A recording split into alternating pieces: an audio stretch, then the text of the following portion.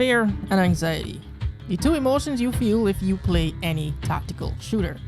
The intensity of gunfights are amplified by the fact that one wrong move, one bullet, one single lapse in judgment is all it takes to end your life due to the level of realism these games try to deliver. But those emotions are tied to mostly gunfights, and when they're done, you can calm down and take a breath again. But what if you weren't allowed to? What if that intensity, the constant fear and anxiety lasts for an entire match and wasn't limited to just engagements? How would you do that? How do you keep the pressure on the player to avoid those emotional lulls in moments where there's no combat? Escape from Tarkov and Arena Breakout has the moody environments, Arc Raiders has the bots, but Ready or Not came up with a great solution since it's only PvE. You make it feel like a horror game.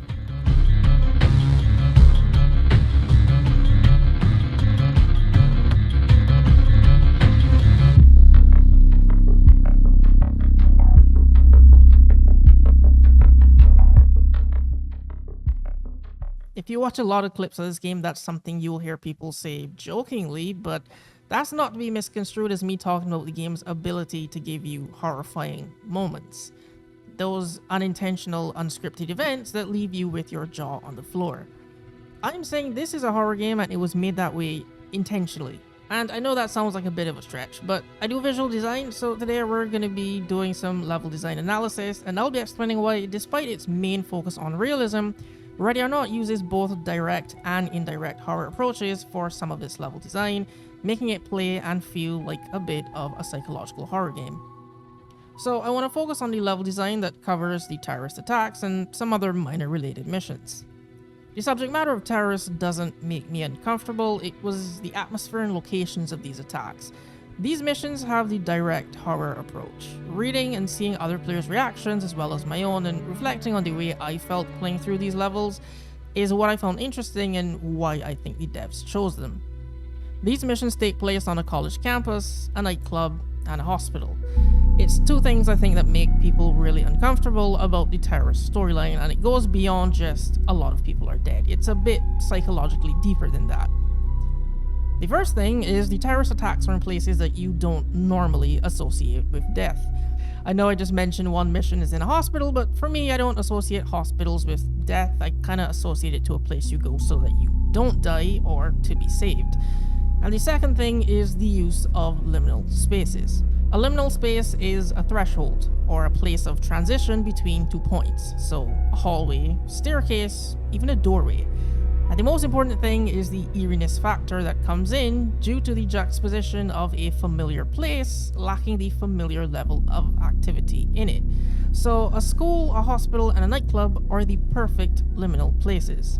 Their architectural design is made up of mostly transitional areas, rooms connected to hallways, connected to stairs, and that floor layout is just stacked on top of each other. And these missions are set in places that are normally busy, but now there's no people. And it's these locations specifically being empty that's the weird thing. The lack of human presence in places that are normally just filled with life is a little unsettling. We've all been to school, we know what it looks and sounds like during the day, the students, people laughing, the sound of hundreds of conversations happening simultaneously. But have you ever been to school during the summer or at night? There's none of that. The silence is almost palpable and it is so weird. It's the same effect that takes place throughout these three missions. The level Elephant has you responding to a school shooting. The school is dead silent, and you can feel the tension as soon as you enter and start to roam through the dark, empty halls, looking for survivors and the attackers. The visual cues and chaos left behind all over the map start painting a vivid picture of the attack, and what cuts through that silence? Well, it's the sound of the students again, but not the noise that you're accustomed to hearing in a school. It's the sound of gunfire and panic. Let me see those hands! Get down! I want to see hands! Enter the room and clear. Please, no! I'll do it, okay? I'll do it. Why are you arresting me? What did I do? Is someone coming to get me? Thank you, Jesus!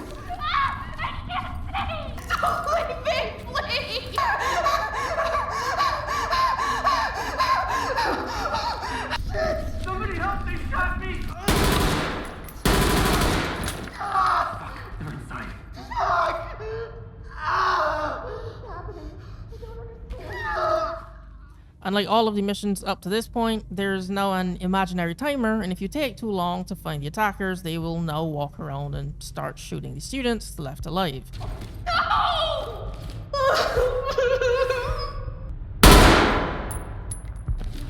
It's a weird scenario in which the silence in a place like this makes it uncomfortable because you know what this environment usually sounds like, but the noise that replaces that silence in this mission is even worse.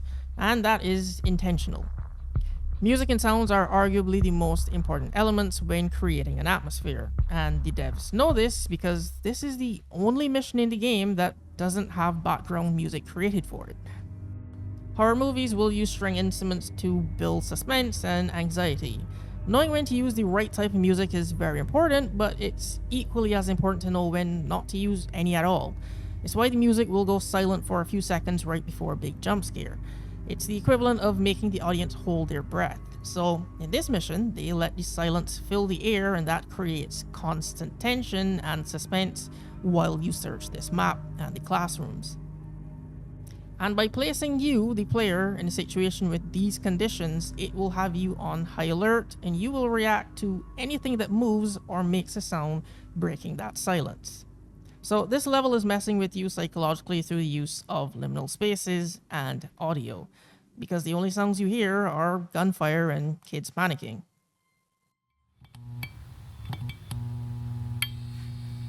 The nightclub level Neon Tomb does something similar, messing with you through audio, but it actually takes it up a notch, and they're doing it with visuals now as well. The nightclub, a place that's normally loud and lively, but bodies on both sides of the entrance ushering you through the door is foreshadowing what waits for you on the inside. As you approach the double doors, the muffled music gets louder and you open them to see the big reveal of this level, the dance floor. There weren't bodies in the school mission. That situation alone is dire enough. They don't need to show the violence against kids, but this time they do. And it was a bit of a shock the first time seeing it for me. Looking around at these piles of bodies, you get that juxtaposition happening again. That very happy, lively electronic dance music playing throughout the entire club to an audience of dead bodies. But the music serves as a double purpose though. It masks the sounds of enemy footsteps, so they're a bit harder to track in combat. On the second level, there's a DJ controller, and you can actually turn the music off so you can find enemies easier, but just like in the school mission, the noise that replaces the silence is much worse.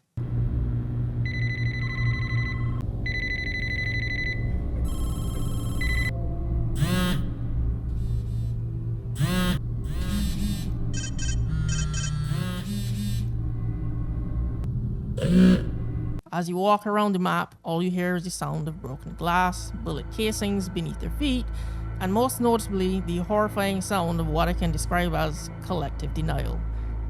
Every person's phone here is getting calls and texts from people who are hoping, for whatever reason, they aren't at the club that's probably on the news right now. And they call and call, getting no answer, refusing to accept the truth. I've been on that end of calling somebody only to get the unfortunate news of why they didn't pick up a few hours later, and the realization of how disturbing the situation is hits me for a second time during this mission. Relapse takes place in a hospital, and it is the final mission in the terrorist attack storyline. This is one of two levels that no matter how many times I play them, I never get accustomed to it. I'm always on edge. The game goes about designing its unsettling atmosphere by combining the elements from both of the previous missions for both the north and the east buildings. In the east building, you have the big empty liminal spaces and long narrow hallways with that deafening silence from the school level that makes you feel alone and uneasy. What makes these spaces feel like a horror game is the lighting. There's no overhead lighting. Most light sources are from computers and lamps. The neon signs and even the red alarm signs on the walls. These light sources are also reflecting the puddles of water, and they're all just providing just enough light that you can make your way around, but it still remains a mostly dark environment. So there's a bit of color psychology going on here. The color of the lighting for the alarms and everything else here actually does matter. I went in depth about this in my Elden Ring video. If you want to see that, it's up there, but to paraphrase, With color psychology, you can use certain colors to evoke certain emotions in humans, and red is a major one in making them feel unsafe. It's subliminally used for danger. It makes you feel uncomfortable and uneasy. A lot of horror movies use red in their lighting and motifs, and it's the same thing happening here. Now, when it comes to making an atmosphere scary, sometimes the best approach is actually letting the viewer's imagination take over and run wild, because what they're thinking is oftentimes worse than what you're about to show them. And having lighting flickering and areas poorly lit is sometimes worse than a completely dark environment. This is a realistic game, but I couldn't help but feel like something from Resident Evil is gonna jump out at me from the shadows, especially when I was roaming the building's lower floors with the morgue in it.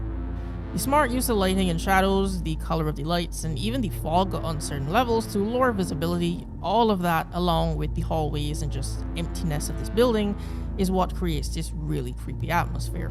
Now, over to the building in the north, it leans more on the visual side to this dirty player. The broken glass, the bullet holes and blood streaks all along the floor, and scattered dead bodies. Not as many bodies as in the nightclub, but just enough to get the point across that it was a massacre. Interestingly, they use a lot of environmental storytelling in this side of the level. Blood trails and splatters, bullet holes and casings, bodies just randomly scattered everywhere. The narrative storytelling with this and the scattered bodies in stairwells and odd places, it's like they're all just failed escape and survival attempts. They also use environmental storytelling to block player pathways on a lot of these levels. Bodies piled up and equipment blocking doors and staircases. Were the hostages trying to keep the shooters out while the chaos was happening, or did the shooters barricade the doors to stop more people from escaping? We don't know. Now, the top floor actually breaks all of the rules and gives you a bit of a mental break. The dark and creepy east building. The third floor is actually well lit, natural and overhead lighting. Plus, there's the outdoors and the bridge where you can actually breathe for a bit. And the north building has no visual violence. The top floor is a pediatric ward, which is a clever reason for the lack of visual violence here. There's no bodies and no blood.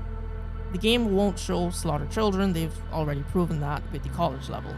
So yeah, Relapse is a combination of the previous two levels in its layering of all these psychologically unsettling elements. The poor lighting and mostly dark environment, the color of the lights, the emptiness, the silence, the fact it's in a hospital with all this medical equipment and long hallways and liminal spaces.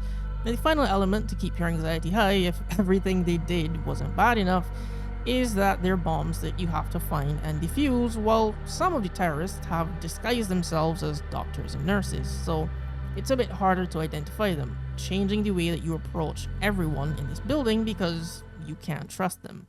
Now, moving on to the missions that actually made me uncomfortable due to the subject matter, the second set of missions are about following the trail and taking down a network of people that are involved in the production and distribution of illegal pornography. Illegal to the extent where the subjects starring in the videos, their brains aren't developed enough to where they can even understand the concept of what consent is.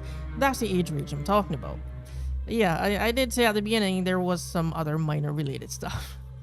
So, as weird as it sounds, I think they handled it about as well as you could, given the subject matter, because you won't know what these missions are about unless you really start to pay attention. On the surface level, you arrest a streamer in his apartment, arrest a suspect at a talent agency, raid a server farm, and arrest a guy at his daughter's party. The atmosphere and level design is what made the first set of missions I talked about unsettling because the violence is right in front of your face. It's horror done with a very direct approach. The opposite actually happens for these string of missions. They take the more indirect approach. The design of these levels are just relatively normal looking environments, but the twist is that they become increasingly disturbing the more you start paying attention to the props that they place around them. And that slowly starts to alter your perception of how you look at these places, and it changes the atmosphere once you become aware of what's happening and why you're here. The streamer that you arrest in his apartment, well, if you look next to his nightstand, there's pictures of playgrounds, minors, and a list. On his computer, he's spying on his neighbor, but the biggest thing is the pictures of minors found in the Mindshot servers, which sets off the domino effect into the next string of missions. The building that you raid next, it's a kid's talent agency, so it appears normal where they have so many pictures of children everywhere and childlike decor, until you read the messages on the computer, the alcohol bottles next to the dolls and sexual poses, the recordings of kids being screamed at, exposed needles, and you name it. This is not a safe environment for kids. And it took me several playthroughs to catch everything, and I'm sure I'm still missing a lot more. But the biggest tip-off is just how ominous the soundtrack for this mission is, and it changes when you find this weird kid's shrine in one of the back rooms.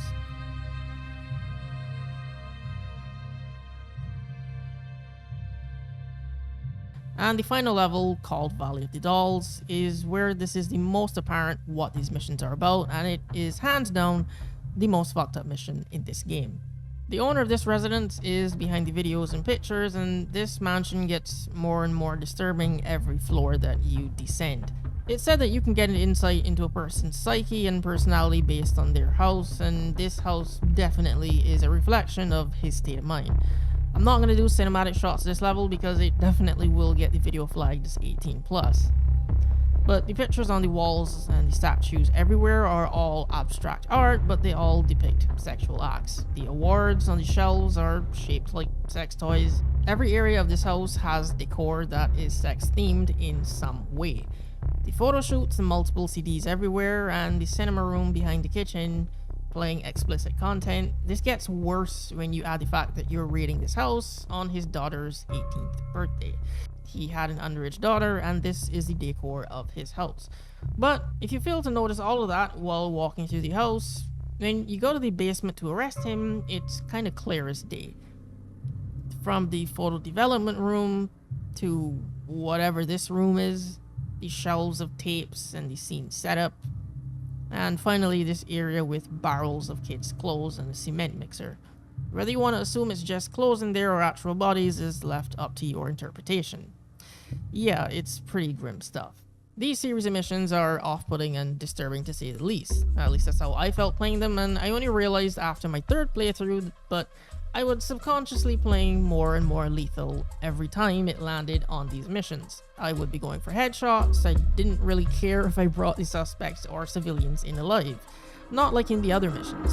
And what added to that level of lethality is that the suspects in this mission will actually taunt you while you arrest them. The main guy that you're after will say things like, "What I make is art," or "I just need you to know I could give less of a fuck about the kids." The security guards will tell you just make sure their family gets the money, and the guests at the party all say that Janie's dad is the person you want, not me. Every person here knows what's going on with kids, and so no one here is innocent, and I think in hindsight that's what led to me playing more and more aggressively. And to my surprise, when Rare not released on console, I saw tons of clips flooding the internet of people playing more aggressively on this mission specifically, so it wasn't just me. Also, in order to get the highest rank for mission completions, you have to bring everyone in alive, and I was reading up on some forums that people pretty much find it hard to do that for this mission, whether because they were in law enforcement or had personal traumas around this topic, which again speaks to the level of realism that this game achieves. In a way, it's kind of interesting, the reactions to this level. Yes, people are disgusted by it, and rightfully so, but everyone seemed to be happy to be able to carry out their own form of justice against these type of people by just accidentally killing all of them, whereas in real life that's not really the case. They're normally rich, influential, or famous enough to avoid any kind of repercussions for doing things like this. I think this game serves as a good example of why many people would not be able to do a job like this. Not necessarily because of the shooting and tactical aspect, but more from a psychological standpoint. SWAT and counter-terrorist units aren't called in for fucked up situations. That's what the police are for. They're called in for situations that are beyond fucked. You are shown the worst sides of humanity in every single level, and I think that's what the gameplay highlights and why it tries to accurately depict real-life situations. Because this is a horrifying job to have, and as a result, the game will psychologically test you, not just your mental fortitude to the disturbing themes, but also how quickly can you do threat assessment when you look at someone. Do you jump easily, and will that cause you to have a jumpy trigger finger? Will the disturbing things that you see in these environments start to change and influence how you treat suspects? And for me, and lots of other people from the clips I've seen, the answer is definitely yes. It feels and plays like a psychological horror game sometimes because of that accuracy and realism that they were going for. And they really honed in on that with the layout of the maps and copying level design elements from horror games to set an uncomfortable atmosphere for the player, on top of putting them in real life situations that SWAT would face that are already tense. Ready or Not has very quickly become one of my favorite first person shooters in the last 6 years, and the atmosphere and level design is one reason why. As for the layered and the depth of the gameplay, well, I'll have to leave that for a future video. But if you like tactical shooters, I can highly recommend this game. But that's all for today. If you enjoyed my analysis, consider subscribing for more content like this. Thanks for watching, I'll catch you in the next video.